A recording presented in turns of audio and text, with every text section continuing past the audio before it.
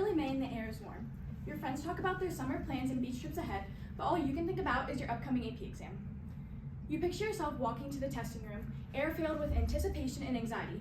You inhale the scent of freshly sharpened number 2 pencils, and the thick exam booklet seems to be staring you down. You think to yourself, I'm so cooked, and you haven't even started yet. Your whole future is riding on this. But is it? Hi, I'm Ada, and this is me on my first day of kindergarten.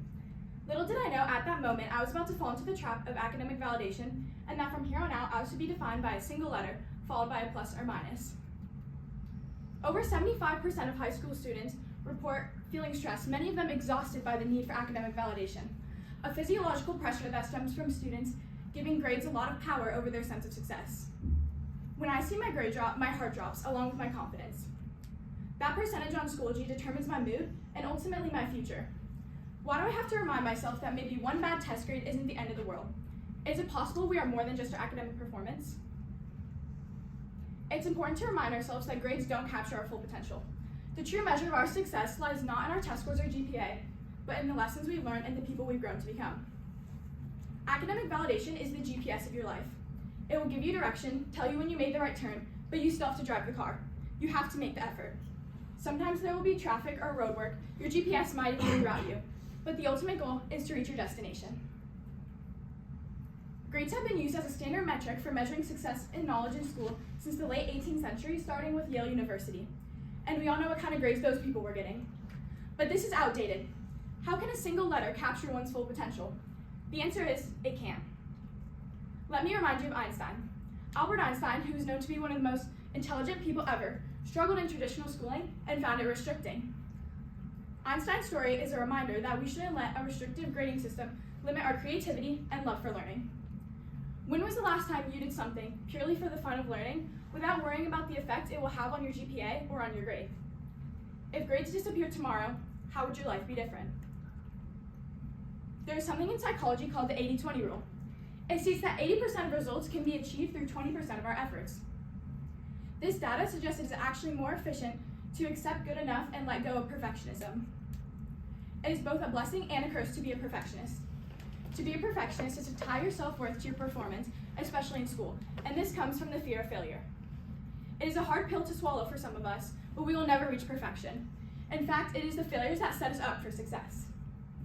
Winston Churchill once said, "Success is not final, failure is not fatal, it is the courage to continue that counts."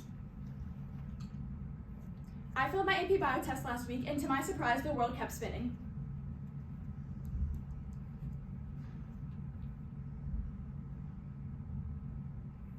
Imperfections such as bad test grades remind us allow us not only to grow academically, but as people. It also reminds us not to just study the night before the test. But who am I if not a straight A student? Imagine you're meeting a friend of a friend. Is the first thing you ask, what's your GPA? No. Our academic performance is a small piece of our lives and an even smaller piece of who we are. You don't think of your best friend and think, yeah, we're best friends because she has all A's. What's more important is that we embrace our strengths and passions and use them to communicate our knowledge beyond what is written in textbooks. Because these textbooks are not who we are. We are our passions. Research shows that people are 1000% more likely to succeed at something they are passionate about, whether they have the natural talent or not. But back to Einstein, who said, without a passion, a person is as good as dead. It was his passions that led to his great discoveries, not his grades. This suggests that external validation, such as the grading system, does not dictate our future, and this belief distracts us from finding who we really are beyond being a straight A student. Because we are not an A+ or B-, and we are not our GPA. We are not our grade in the class, but the lessons we have learned. But how do I break this cycle? If letting go of one bad test grade isn't enough, how can I find it in me to enjoy other aspects of life? Find your passions, shift your focus, and redefine success and failure.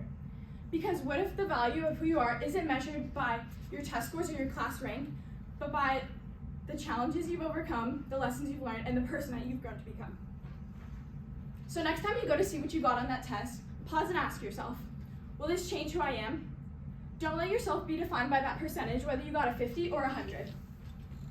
Schools need to recognize students as unique individuals by implementing portfolio-style grading that can capture more of who we are and showcase our strengths. And once you stop seeking that external validation, that's when you'll experience internal growth. And that's how you break the cycle. Thank you.